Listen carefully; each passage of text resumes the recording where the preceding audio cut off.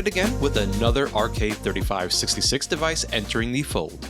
The Powkiddy X55 is a 5.5-inch 16:9 handheld and joins a variety of devices that come in all shapes and sizes equipped with the same RK3566 chipset. Powkiddy themselves is no stranger to the RK3566, releasing the RK2023 earlier in the year, which I covered previously on the channel, and size-wise, it goes in the opposite direction of the RK2023. So please join me, Rob the Retro Tech Dad, as we examine the black edition of the X55 and determine if this new budget entry from Powkiddy is an option worth considering, or does Powkiddy find themselves getting stomped on by the competition?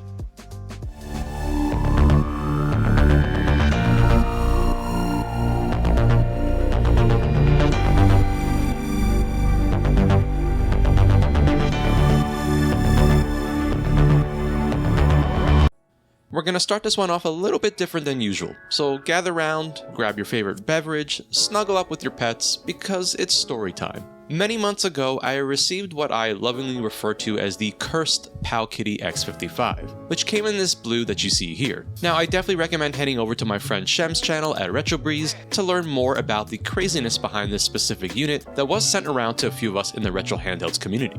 Long story short, the device was apparently shipped with a different screen that was dimmer than retail units, it had the wrong firmware out of the box, and so after the dust settled a bit, I decided not to make an in-depth video on the device, since this blue X55 was apparently not a final retail unit, and so I felt it was not a fair representation for what the consumer would receive. Now fast forward several months later, and it looks like Powkiddy sort of stealth dropped the black version of the X55, and so here we are today. Now with story time out of the way, it's time for some specs.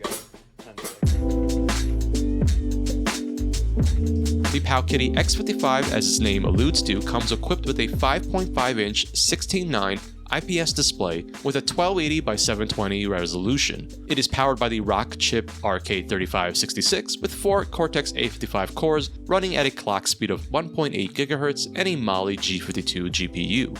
The X55 ships with 2GB of LPDDR4X RAM.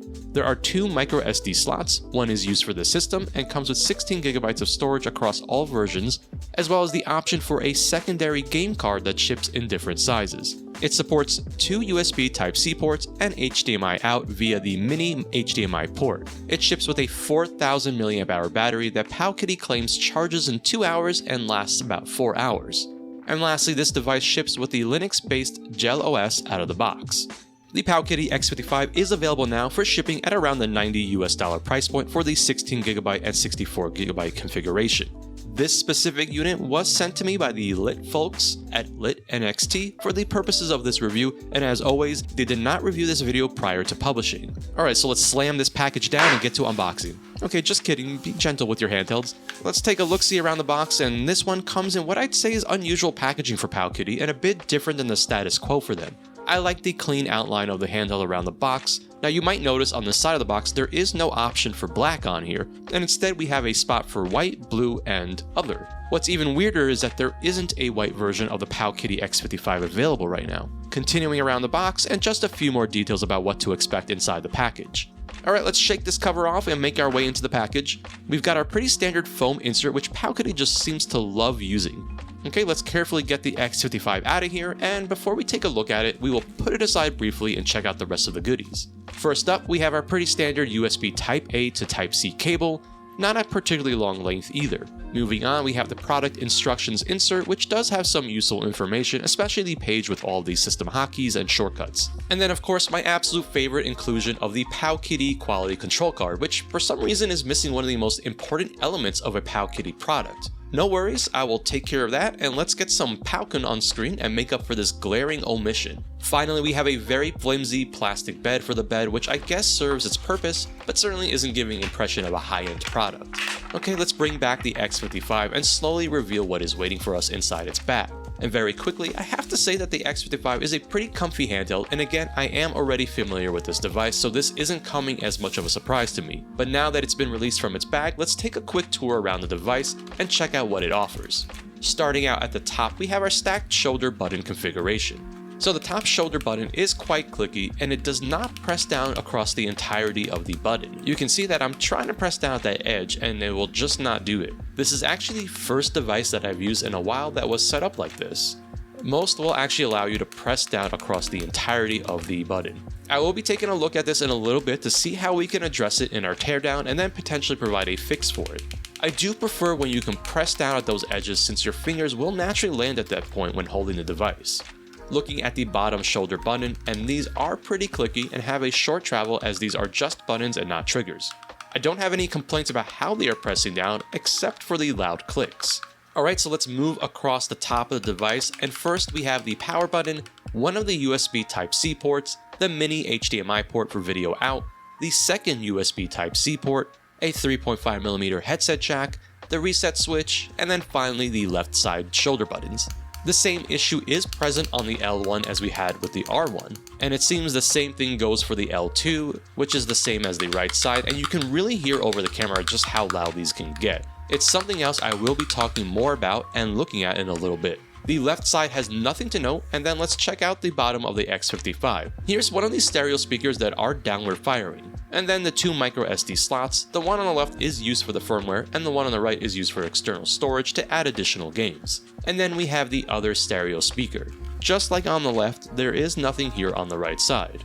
Let's now move to the back, and there isn't anything too exciting here, except for some branding, and I'm happy that Powkiddy corrected their misspelling from the cursed blue X55.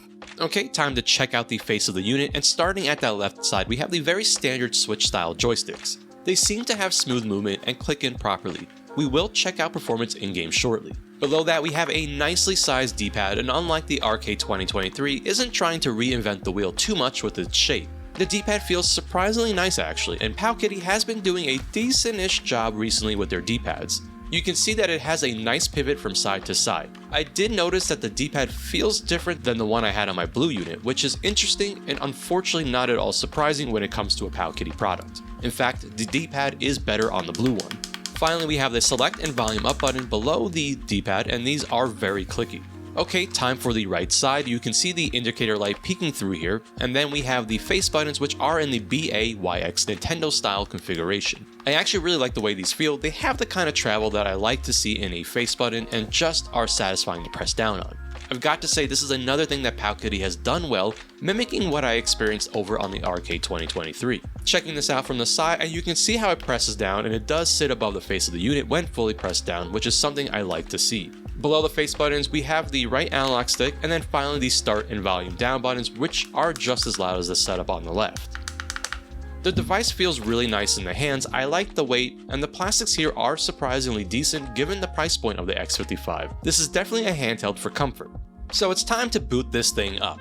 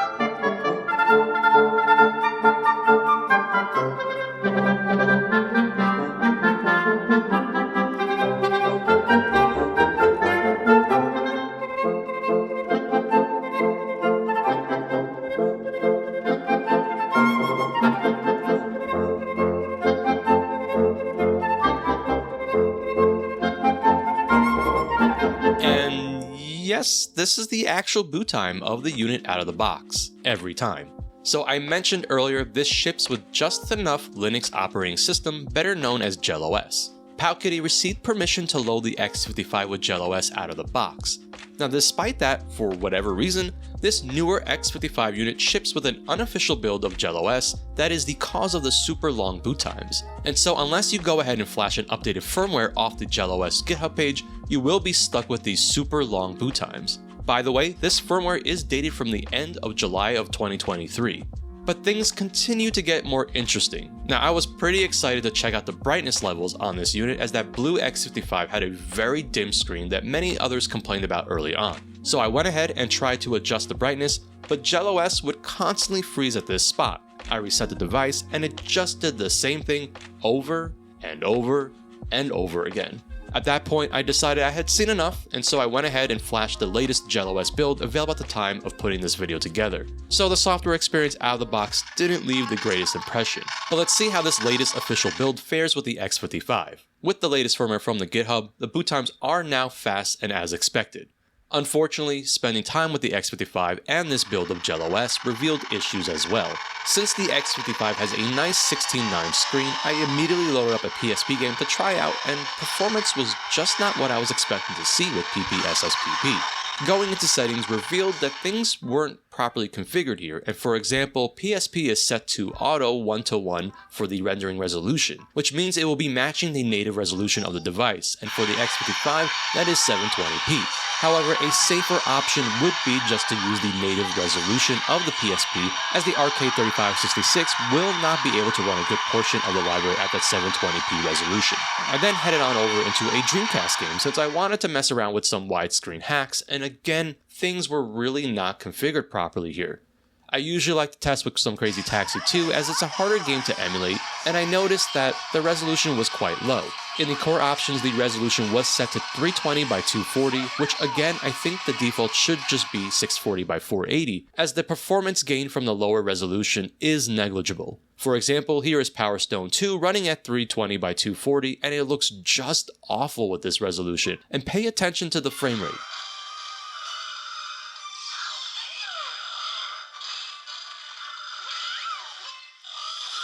Now switching over to 640 by 480, and the image quality is significantly better as expected, but you will see that the frame rate doesn't suffer all too much from this. Finally, I did notice a lot of little issues such as weird button mappings. Now, for someone like myself, this isn't the end of the world, as I do enjoy the tinkering, but Powkiddy is selling these devices essentially as a turn on and play kind of device, complete with game cards that are shipped in the box. The issue with this is that someone who doesn't want or isn't able to adjust settings will be met with a pretty mediocre experience out of the box, forgetting the fact that I also had to go and grab the latest build to flash to the device. For the end user, this isn't ideal at all.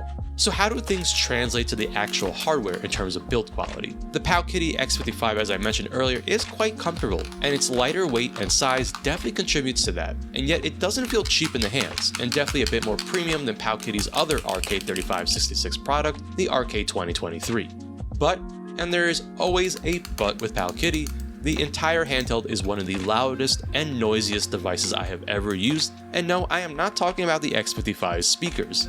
As the intro demonstrated, the shoulder buttons, for example, sound like I'm banging on a taiko drum, and because of that, it really does detract from the handheld. I found the mismatch of mechanisms to be very obvious and jarring, where we have soft membrane-based face buttons and D-pad, but then everything else is just incredibly loud. Speaking of the D-pad, I like the size and overall feel, but I did notice that when pressing down into that bottom right corner and towards the right, the D-pad would occasionally rub against the shell, impacting its movement. You can see this on the D-pad itself, that on the right side there are some markings from this. This same rubbing issue is present with the face buttons as well, and at least on my particular unit, the B button was the worst offender where the marking is visible from this issue.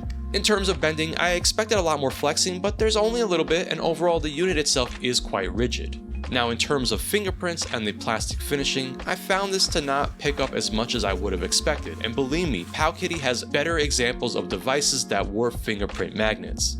So let's talk about this display, which features the largest available on a handheld with the Rockchip RK3566, coming in at 5.5 inches at a 720p resolution. And the image is very crispy and sharp. Now remember my cursed blue X55, which had that dim screen, and one of the first things I wanted to do was compare the retail screen of the black X55 with this blue X55, and the difference is just night and day here. You can see that in both lit and dark scenes how obviously dim the blue X55 is compared to the black unit. Now coming back to some close-ups of this black X55, and you can really just see how great these pixels look on the display. It's still not quite the brightest panel I have personally seen or used, but it is more than sufficient in normal indoor lighting conditions. The sound also happens to be surprisingly decent on the X55, and while I would have loved to see Powkiddy put some front-firing speakers, I think the actual volume makes up for that with these getting pretty loud and staying clear at that higher setting.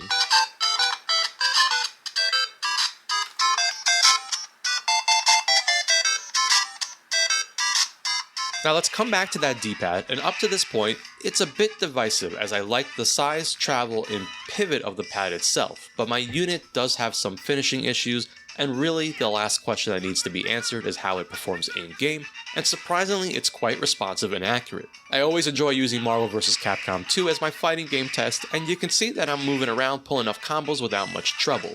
Finally, I wanted to talk about these analog sticks, and I have to say that these are a bit sensitive to movement. I first noticed it in Daxter for PSP.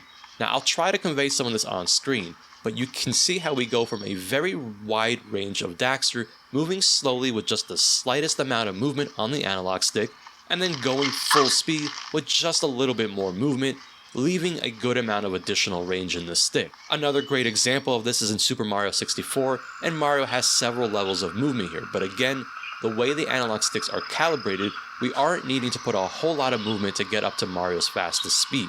This will make it difficult in platforming sections that require Mario to move slowly, as you will find yourself moving Mario with full speed without much movement on that analog stick. So it's that time when we have a few guests on, and here we've got our roundup of a bunch of RK3566 devices in all sorts of shapes and sizes.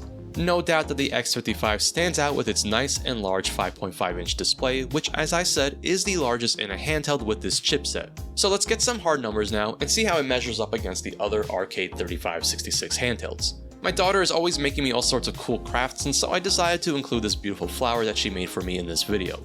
Up first is of course the Powkiddy X55, which comes in at a surprisingly light 293 grams or just a little over 10 ounces. Again, I think its weight is a big bonus for a device with a screen of this size. Let's jump over to some Anbernic devices with the RG353V and VS coming in at 6.7 ounces or 190 grams. And then right back over to Powkiddy with this year's RK2023, a handheld that I still enjoy quite a bit, and this one comes in at 174 grams or just a little over 6 ounces. And then the only metal handheld in this bunch with the RG353M coming in at a little over 8 ounces or 231 grams. The RG353PS coming in at 212 grams or about 7.5 ounces. And finally the only other RK3566 with a widescreen display that measures just shy of 5 inches, the RG503, and weighs in at a little over 8 ounces or 237 grams. And so out of this roundup, the RK2023 is the lightest, with the X55 being the heaviest of the group unsurprisingly, but still managing to stay under 300 grams in weight. So let's size all of these up, starting out with the other widescreen RK3566. You can see that the RG503 is not as wide because of its slightly smaller screen, and it doesn't have those pronounced grips. Here's the RG353V, and this is essentially the same size of the X55 screen. Next we have the two horizontal Anbernic handhelds, the 353M and 353PS. Finally, here is the RK2023, which is essentially Powkiddy's pocketable RK3566 handheld and has a 4:3 display. Lastly, I wanted to show a top-down view of the thickness of all these handhelds, but let's go ahead and actually get some measurements here. The X55 comes in at about 18mm in thickness, with the RK2023 coming in at about 17.5mm in thickness. And then I'll go with the RG353M, which is one of the thinner RK3566 devices at about 15.5mm. Let's size up a few of the face buttons and analog stick caps as well, with the X55 having pretty nicely sized face buttons at about 7mm, which is actually smaller than the RK2023 face buttons. You'd think the bigger device would have the larger face buttons, but in very typical Powkiddy fashion, there is absolutely no consistency in their design language. Finally, here's the 353M, which comes in at about 7.5mm and is fairly standard for most of the Anbernic line. And so the X55 is actually on the smaller scale here against the other RK3566 devices. Quickly looking at the analog stick cap, which measures at 14.5mm on the X55 and is actually identical to the Anbernic 353M. Time to bring out my trusty iFixit kit and start with this teardown of the Powkiddy X55. So we have a few screws on the back of the handheld, but they are covered with rubber caps, so we will go ahead and remove that quickly. With all of those rubber caps out of the way, it's time to size up our bit. I'll be using the Phillips head 000 to remove the screws in the back of the device. Alright, let's get this all out of the way, and you will be removing a total of 8 screws. So using a wedge tool, I recommend starting by the shoulder buttons to create some separation. The shell is snapped in pretty well with tabs at the bottom, but just give it a little force and it should separate without much trouble. Take care not to be aggressive as the battery is glued to the back cover and plugged into the main board. Okay, with this separated, let's disconnect the battery by unplugging the ribbon cable. The back cover is a fairly rigid piece of plastic and definitely feels a lot more substantial than something like we saw with Powkiddy's RK2023. Here's a closer look at that 4000 mAh battery, and it's interesting because this is clearly a pretty small battery given the size and empty space we have here. It should be pretty easy to place a larger battery in here. Here's a nice centered shot of the mainboard with the back cover fully removed. I'm pretty impressed. This is a nice, clean, and simple board with everything quite easily accessible. The analog sticks are readily accessible and can be swapped out without much issue. Let's continue on with the teardown, and I will disconnect the ribbon cables for the speakers, analog sticks, display, and any others on here. As always, go slow here and make sure that you have tabs lifted where applicable. There are a few screws that need to be removed in order to remove the main board from the shell, but first we have to remove the piece of plastic that separates the two shoulder buttons. You don't need to change your bit for any of these steps as the screw sizes are the same. Alright, with those pieces removed and the rest of the screws taken out, we can finally free this board to poke around a little bit more and see what else we can reveal. You will see that the actual CPU is facing the other way, with a nice looking heatsink to help with thermals. It's definitely looking much nicer than what we saw with the RK2023 board. Interestingly, this appears to be a revision board with it stamped as version 1.2 with a date of July 7th, 2023.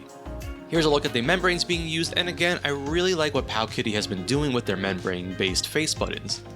Let's take a look at the rest of the shell with that board removed, and there is a small gap between the actual board and the display, which also should be quite good for thermals. I wanted to show a close-up of the face buttons, and these are uniquely keyed so you couldn't swap the configuration unless you make some modifications. Now this teardown also gives me an opportunity to take a look and see what's happening with these shoulder buttons, and maybe we can improve things here to make the experience a little bit better on the hardware side. The top shoulder buttons, as I mentioned during my tour of the device, do not press down across the entirety of the button. It appears that there is a plastic tab in place that is impeding the button from being able to travel and press down. So taking the button out, and you can very clearly see this piece which is restricting that movement. So my thinking is pretty simple, and I think it will work out quite well. Just simply cut out a small piece of that tab in the shell and free up some of the restriction in that movement. You can do this with a sharp knife, blade, or a tool like I have here, which makes it very simple to do.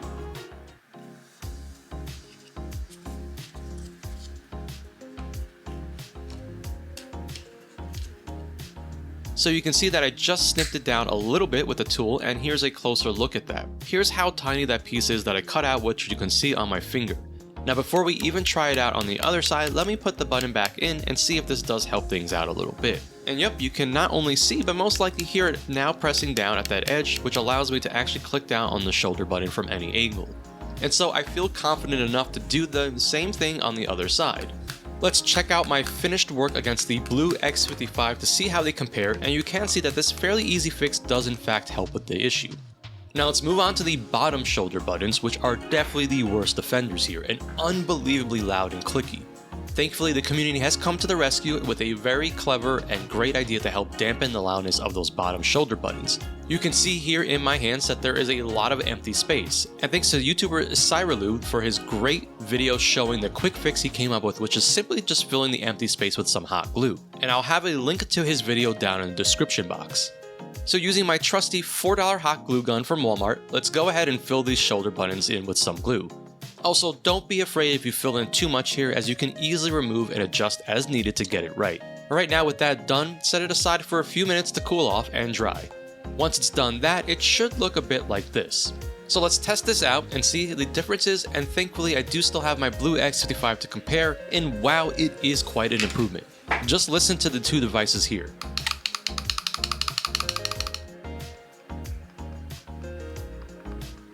Alright, enough of all of this messing around with hardware and software. Let's get into some emulation and see how things go with the X55. I'm going to start out with some Gameboy Advance emulation, since it does use the 3:2 aspect ratio and will utilize a bit more of that 16:9 display that we have available on the X55.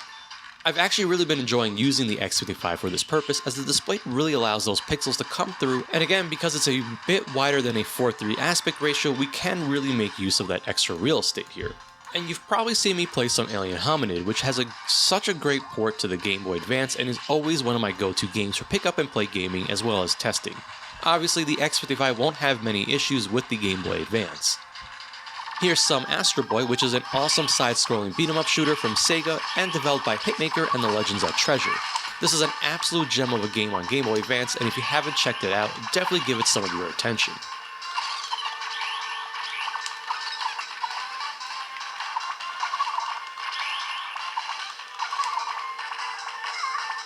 Finally, I wanted to show off some Crash Bandicoot: The Huge Adventure, which has to be low-key one of my favorites for the Game Boy Advance. It's such a great take on the Crash Bandicoot formula, and I think it goes without saying that Game Boy Advance is a really solid experience here on the X55.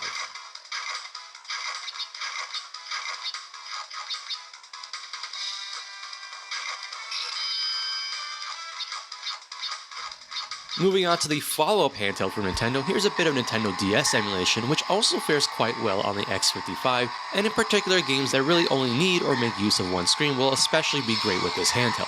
Here we've got Asphalt GT2, which is a great example of a game that doesn't really need that secondary display, and as such we can enjoy the single screen experience here with Nintendo DS, and it does look really solid and it plays very well.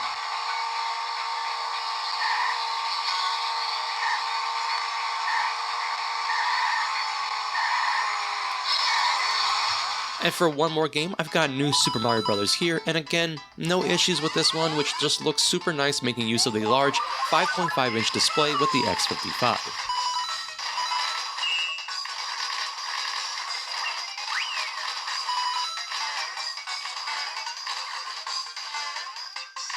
Let's move on to a platform that will be a bit more demanding for the RK3566, and while a good portion of the PSP library will be playable here, it's not all perfect, and some games will still require a bit of tweaking or other creative ways to get the most performance here.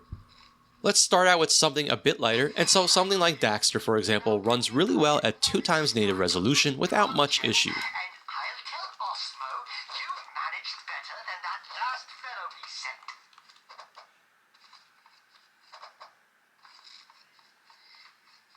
But as we start to explore the library for PSP, games like Ridge Racer, for example, will need to be scaled back to just native resolution with a performance hack or two to get it as you see here on screen, and even then it will still experience some occasional frame drops.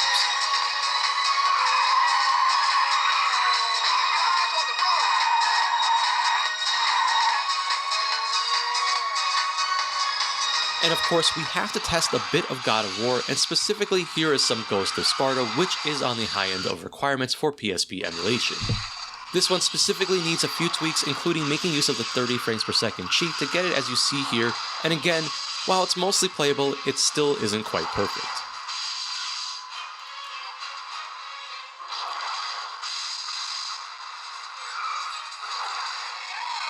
Finally, I wanted to show where the X55 essentially taps out with PSP emulation, and here's some Outrun 2006, which is an incredibly demanding game even for higher end handhelds, and unfortunately, this one, even with all sorts of tweaking and frame skipping, is just not an ideal experience, and where I'd say we have topped out with PSP.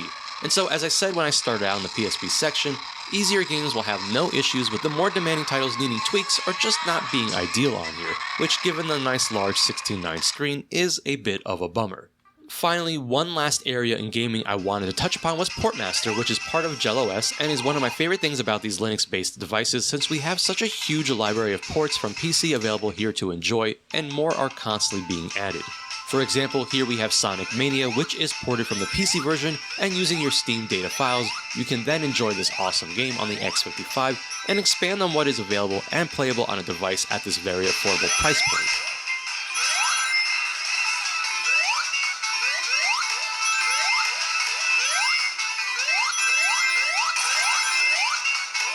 And of course, with all that gaming, battery life now comes into play, and let's start out with the easier test using Yoshi's Island, and the X55 manages just under 6 hours of battery life at 50% brightness and volume.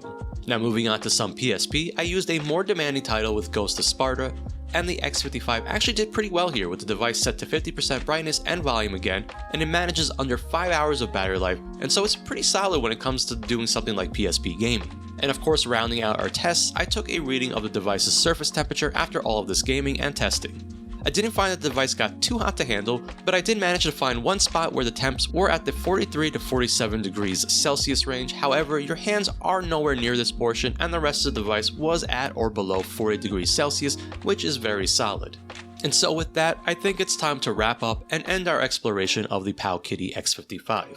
The RK3566 space is very competitive with varying price points, configurations, and options.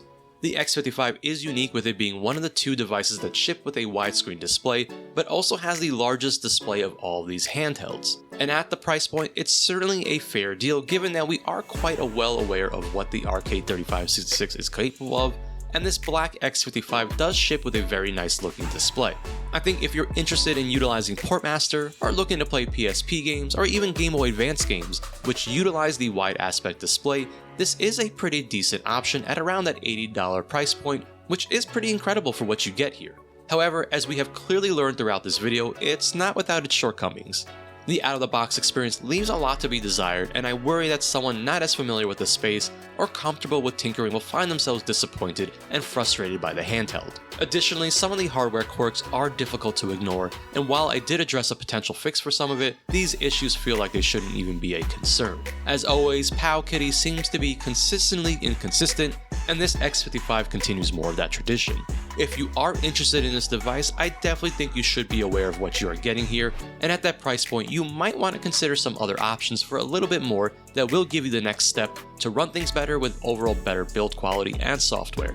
At the end of the day, as I always say, we as gamers are fortunate that we have so many options to fit our individual needs and use cases. And so with that, I am the Retro Tech Dad, and thank you so much for watching.